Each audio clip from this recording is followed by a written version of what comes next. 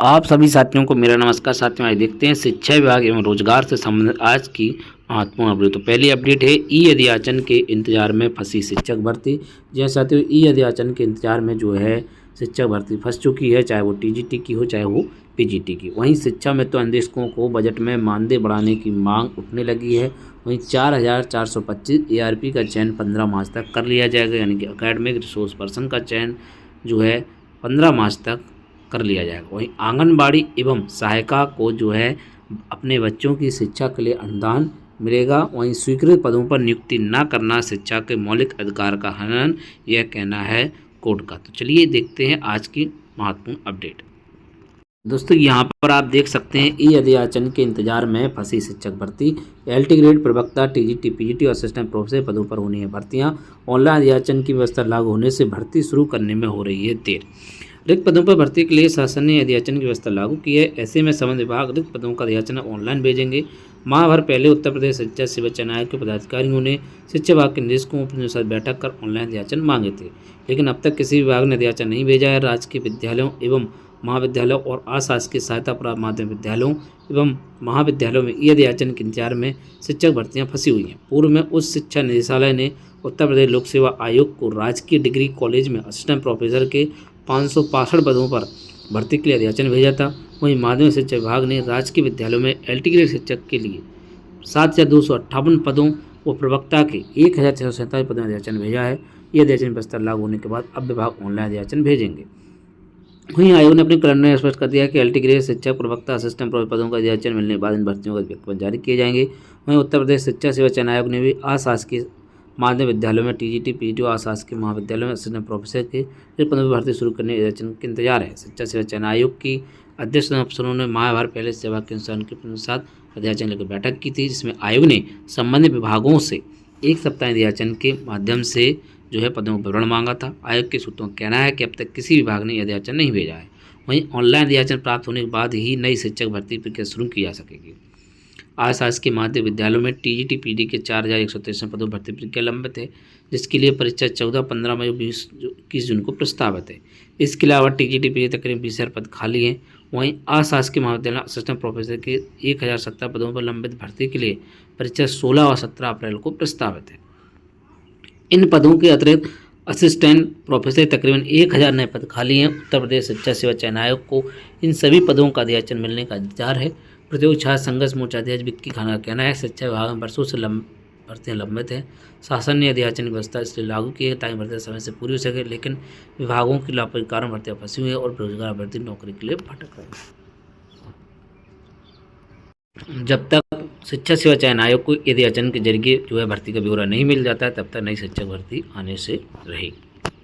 वहीं उत्तर प्रदेश के बजट में शिक्षा महत्वाकांक्षी के मानदेय बढ़ाने की हो घोषणा। उत्तर प्रदेश बीटीसी शिक्षक संघ ने प्रदेश सरकार से नए वित्तीय वर्ष के बजट में शिक्षा महत्वाकांक्षी को मानदेय वृद्धि घोषणा करने की मांग की है। संघ के प्रदेश अध्यक्ष अनिल यादव ने कहा है कि प्राथमिक विद्यालय में 1,32,000 शिक्षा, जूनियर विद्यालय में तैनात 27,000 निर्देशकों की आर्थिक स्थिति कम मानदेय कारण काफी खराब हो चुकी है।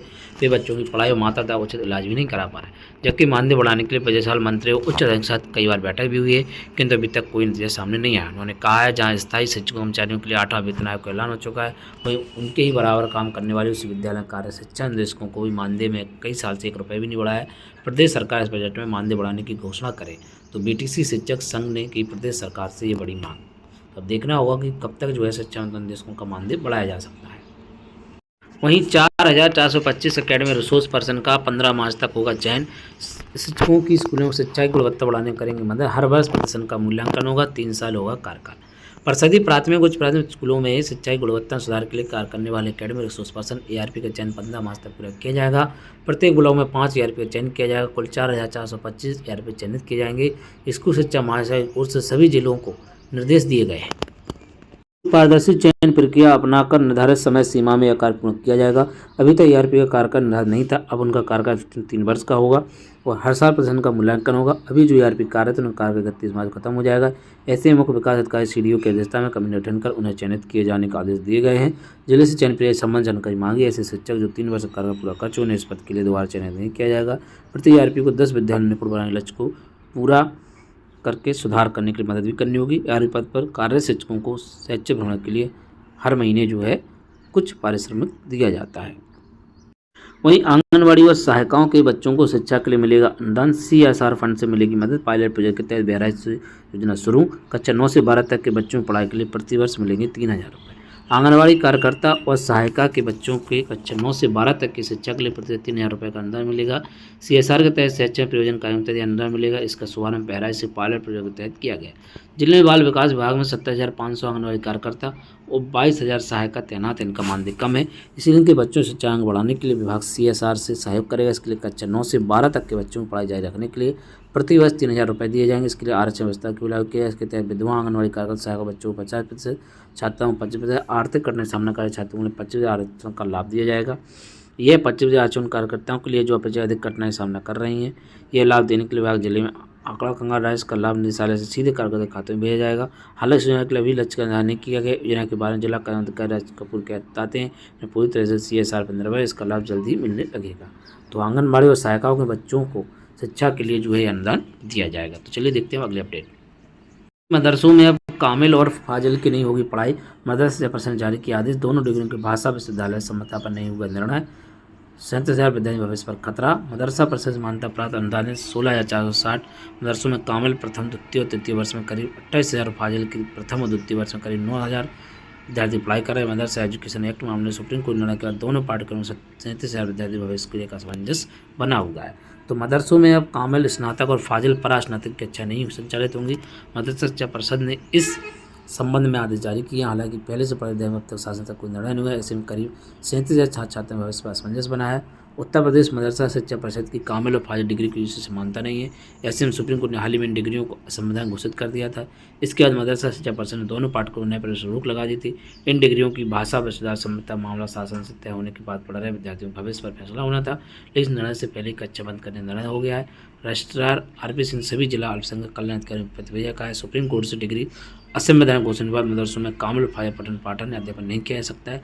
दोनों पाठ्यक्रम में पढ़ाई कर रहे विद्यार्थियों का मामला हाईकोर्ट में, कोर्ट के निर्णय के बाद इस पर फैसला होगा। तो जो है मदरसों में अब कामिल और फाजिल की पढ़ाई नहीं हो सकेगी। वहीं शिक्षक कर्मचारियों को पैन नंबर ठीक करने की डेडलाइन 15 फरवरी तक। प्रदेश में तमाम कवायद के बाद भी मानव संदर्भ पोर्टल पर सरकारी विद्यालयों में शिक्षक कर्मचारियों पैन नंबर की कमियां ठीक नहीं हो पा रही हैं। इस पर नाराजगी जताते हुए निदेशालय ने इसके लिए 15 फरवरी की डेडलाइन तय की है। इसके बाद कमियां मिलने पर संबंधित कार्य का दायित्व तय किया जाएगा। पूर्व में कई बार इसको लेकर अभियान चलाया गया, लेकिन अभी भी जिले से मानव संदर्भ पोर्टल पैन नंबर बदलने के आवेदन मिल रहे हैं। महाशय स्कूल शिक्षा कर्मचारी ने इस पर नाराज जताते हुए सभी BSO वित्त लिखित के पत्र भेजा। उन्होंने कहा यह स्थिति बेहतर नहीं है, जिलों में अभियान चलाकर शिक्षक कर्मचारी पैन नंबर ठीक कराया जाए। उन्होंने कहा 15 फरवरी तक इसके अनुरोध पत्र उपलब्ध कराएं। सभी भी अपने विकास खंड को इस बारे में अवगत कराएं। संशोधन प्रस्ताव 10 फरवरी तक मिलने चाहिए। इसके बाद BSC इसे 15 तक राज्य परियोजना कार्य उपलब्ध कराएंगे। इसके बाद भी अगर पैन विवरण में कोई कमी मिलती है तो BSC इसके लिए उत्तरदायी होंगे। वहीं उत्तर प्रदेश प्राथमिक शिक्षा संघ के निवासी ने कहा छोटी छोटी चीज़ों को शिक्षक को बेहतर रोक दिया जाता है। बार बार के बाद भी इसमें सुधार न करने वाले अधिकारियों कर्मचारियों पर कार्रवाई की जानी चाहिए, क्योंकि आज तक शिक्षक कर्मचारी सर्विस बुक ऑनलाइन अभी तक पूरी सही से नहीं हुई है। वहीं आधारिक कमियों को पार नहीं कर पा रही अपार ID। कुछ बच्चों का आधार नहीं तो कुछ के आधार में है कमियां। शिक्षक बोले आधार में संशोधित कैंप भी लगने चाहिए। जन्म प्रमाण पत्र बनाने में भी दिक्कत। यूडाइस में डाटा संशोधन अधिकार प्रधानाचार्य को नहीं दिया गया है। तो बेसिक और माध्यमिक विद्यालयों छात्रों की automatic permanent academic account registry ID बनाने के लिए स्कूलों पर काफ़ी दबाव है। इसके लिए रविवार को भी स्कूलों कार्यालय खोले गए, लेकिन अपार ID बनाने में सबसे बड़ी बाधा छात्रों के अभिभावक को आधार कार्ड है, इनमें कुछ के आधार नहीं बने तो कुछ के आधार कमियाँ हैं। इससे अपार ID बनाने में दिक्कत आ रही है। वहीं प्रदेश में 4 फरवरी तक 100% छात्रों का अपार ID बनाने का लक्ष्य है, लेकिन इसकी प्रगति ठीक नहीं है। शिक्षक के मुताबिक छात्र के आधार में दर्ज नाम और पते से स्कूल के रिकॉर्ड थोड़ा सा अंतर है, तो अपार ID नहीं बन रही है। वहीं स्वीकृत पदों पर नियुक्ति न करना शिक्षा के मौलिक अधिकार का उल्लंघन। कोर्ट बांदा के कृषि औद्योगिक विद्यालय याचिका हाईकोर्ट ने की टिप्पणी। इलाहाबाद हाईकोर्ट ने कहा है कि सभी जानते हैं पूरे उत्तर प्रदेश में प्रधानाचार्य सहायक अधिकारी कमी से छात्र परेशान है। शिक्षा अधिकार एक मौलिक अधिकार, इसके बाद ही प्रतिवादी अधिकारी रिक्त पदों को न भरकर मौलिक अधिकारों का उल्लंघन कर रहे हैं। न्यायमूर्ति प्रकाश पाड़िया पीठ ने निर्णय यह टिप्पणी कृषि औद्योगिक विद्यालय और एक अन्य की ओर से रिक्त पदों भरने के लेकर दायर याचिका पर की। कोर्ट ने कहा है वर्तमान मामले में स्पष्ट है कि संस्थान के बार बार अनुरोध के बावजूद आज तक अधिकारियों ने प्रधानाध्यापक सहायक अध्यापक पदों को भरने के लिए आवश्यक आदेश पारित नहीं किए हैं। बांदा स्थित कृषि औद्योगिक विद्यालय में एक प्रधानाध्यापक, 2 सहायक अध्यापक, 1 क्लर्क और 2 चतुर्थ श्रेणी कर्मचारी पद जून 22 से रिक्त हैं। स्वीकृत पदों में नियुक्ति न किए से व्यतीत होकर विद्यालय को हाईकोर्ट में याचिका दाखिल की गई। न्यायालय को बताया कि राज्य सरकार ने महासंघ विद्यालय शिक्षा उत्तर प्रदेश स्पष्ट रिपोर्ट या प्रस्ताव अनुरोध करते हुए पत्र भेजा है, जिसके बाद आज तक कोई प्रस्ताव नहीं भेजा गया। इसका संज्ञान लेते हुए एकल जज ने महासंघ को अपनी रिपोर्ट प्रस्तुत करने में हुई देरी संबंध 10 दिनों के भीतर व्यक्तिगत हलफनामा राज्य सरकार को देने का निर्देश दिया है। अदालत ने मामले अगली सुनवाई 17 फरवरी को नियत की है। तो वैसे भी विभागों में जो है शिक्षकों के पद रिक्त चल रहे हैं, बेसिक विभाग में भी रिक्त पद चल रहे हैं, माध्यमिक विद्यालयों में भी चल रहे हैं, कहीं टीजीटी, कहीं पीजीटी, कहीं असिस्टेंट प्रोफेसर, सभी जगह जो है यही हाल है। वहीं अपार पंजीयन में परिषदीय विद्यालय प्रदेश में नंबर 1। परिषदीय विद्यालयों को कुल इतने जो है नामांकन उडाइस पर, तो बहराइच जनपद अपार पंजीयन में नंबर 1 है। तो साथियों आज की प्रमुख अपडेट में बस इतना ही। ऐसे अपडेट के जुड़े रहें आप शिक्षा यूट्यूब चैनल पर। तो साथियों मिलते हैं किसी नेक्स्ट वीडियो नई अपडेट के साथ, नई जानकारी के साथ। जय हिंद।